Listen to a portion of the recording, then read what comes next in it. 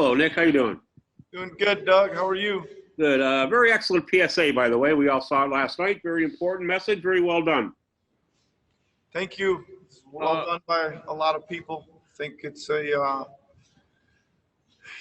think there's, I'm a good candidate, having lived in 4 different countries and not exercised my own right to vote enough over the years, and no excuses anymore, Doug, so get out there and show people how to do it and pave the way, right? Yep, absolutely. There was a story out there the AP did that they're going to change some of the rules in the scrimmage games. They're going to play 40-minute games instead of 48. And one report's had coaches sort of talking to each other about maybe setting up certain situations that they want to work against or with. Have you done that, or will you do that, or can you see any benefit to that? I don't know, Doug. I'm more inclined to just let them play as normal. I think that I was only smiling as you asked that question, because it seems like there's always when you go into scrimmage games, there's always the same that question. Do you want us to run certain stuff or see certain things? And should we play 5 quarters so we can get, since we're here for scrimmage, we can play longer? All those kind of things always the same. I'm on the side of, let's play it. I think shorter's just for the first ones, just to kind of, limit the minutes, until everybody kind of gets their feet underneath them. But I think it'll be okay. We'll adjust to it just fine.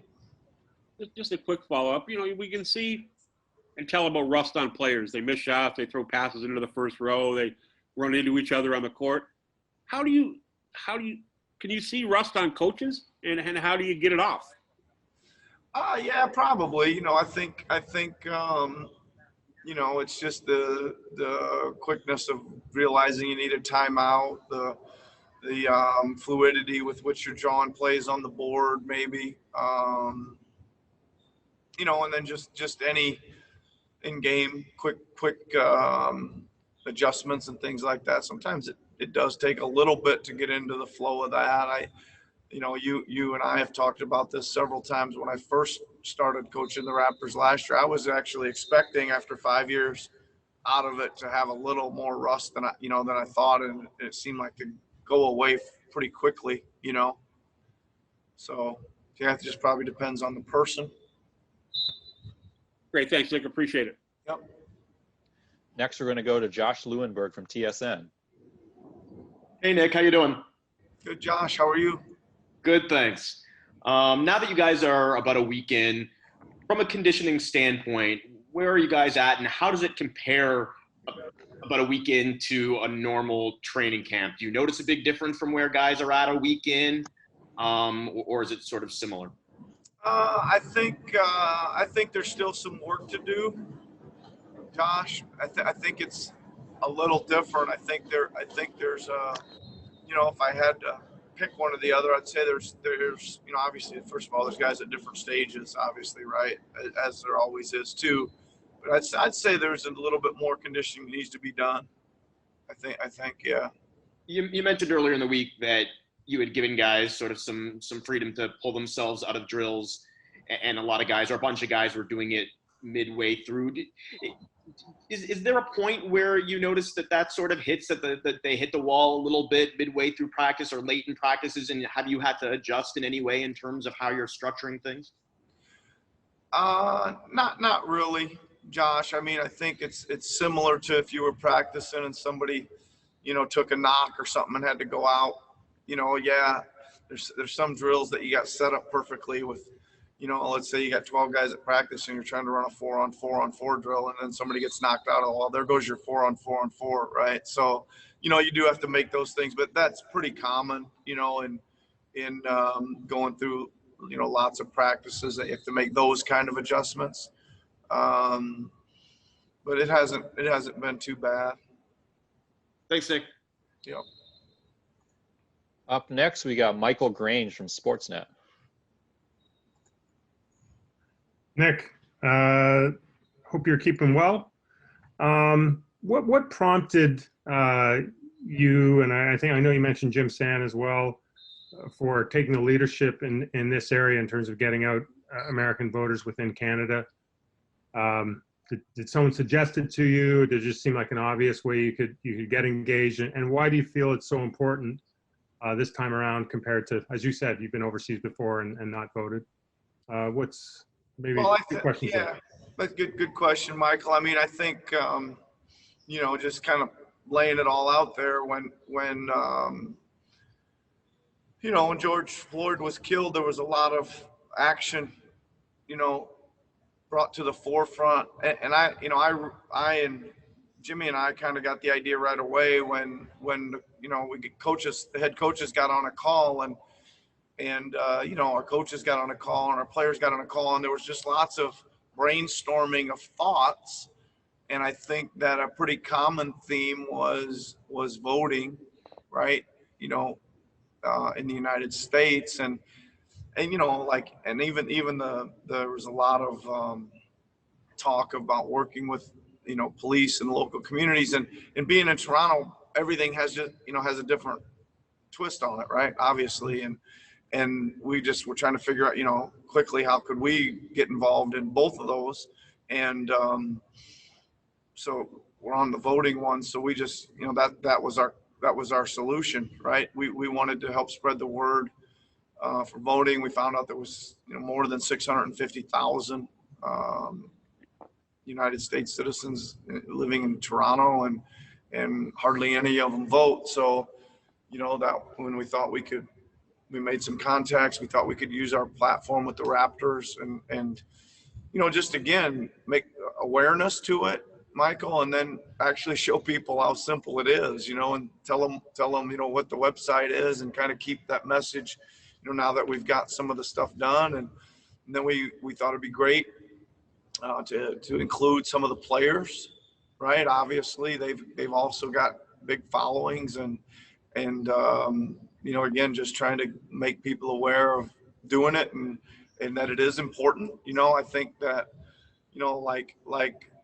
talk about me personally, I would say, I would have said when I was younger, maybe I didn't know how to do it, didn't like either candidate. I didn't think my vote counted enough, whatever. All those excuses. It's time to, I think, for everybody to exercise their right, and we're happy to help promote it.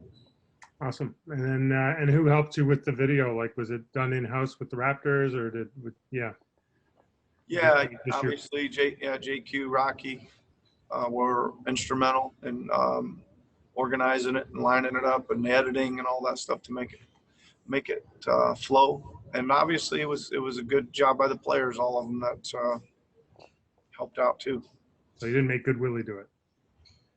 Nope, not Good Willie. Chop the video. we went to the expert, Rocky. Very good. Thank you. Thank you very much. All right, last two questions. First one's going to go to Mike Ganter from the Toronto Sun. Hey, Nick. How you doing? Good, Mike. How are you? Good, thank you. I guess officially you had a day off yesterday. I'm sure there's really no days off, really. But you mentioned earlier in the week that you were kind of going to stay home, stay in the room, stay confined. Have you got any more adventurous? Are you starting to move, or is it still? I mean, I'm just wondering, does it feel any safer? And now things are, lightening up a little bit. I still don't know too much about things that I hear there's a nice little trail you can go run or bike on. That's within the grounds. I see a lot of people fishing out there in the lake that's right next to the hotel, but I'm not much of a fisherman. I mean, I fish a little bit, but I'm more of a, at Grandpa's farm, throw it in, catch some small fish and have fun with the kids type of fisherman. I have not done a lot of venturing out, Mike. I'm sorry to say. It does feel safe though, to answer that part of your question. I think, from that standpoint, I've been, just trying to get back to speed, concentrate on, the players and getting prepped. I've been watching a lot of tape. I didn't watch a ton during the pandemic, to be honest with you. Mm-hmm. But I'm I'm one of those people that starts their their paper for college about 3 days before it's due. So I'm watching a lot more tape than now as the games are approaching. Got it. I'm assuming you leave it up to the players too, right? I mean, nobody's saying, you know, there hasn't been anything from you guys or from management to say, okay, you guys early on, let's take it easy. Let's see where the danger spots are, and maybe we'll just kind of keep things contained for a little while. Everybody's left to their own devices, right? Everybody, it's up to themselves. Yeah, but there's still a pretty tight lockdown. Like for instance, they still haven't like you can't go to the other hotels. You know, there's certain areas that our people that are staying in our hotel can still only navigate through, Mike. Okay. I think they're planning on, you know, actually opening up. You know, like we wouldn't see anybody like from Sacramento or Indiana or, you know, whoever's, you know, at the other hotels. You don't see any of those people. Got it. All right. Thanks, Nick. Stay safe. All right, and final question today is going to go to William Liu from Yahoo Canada. Hey, Nick, thanks for your time. You know, this year has been Pascal's first time as sort of the number one option. How do you assess sort of how he's done with that and that adjustment from jumping from where he was last year to where he is now? Well, I think he's done outstanding, right? I think that's a big kind of mantle to carry in this league, to be a guy that's, you know, go out there and get, you know, between 23 and 28 points every night or whatever as a lead scorer. I think he's handled it great, and I the best part about it from my standpoint is there's still a lot of ceiling there, I think.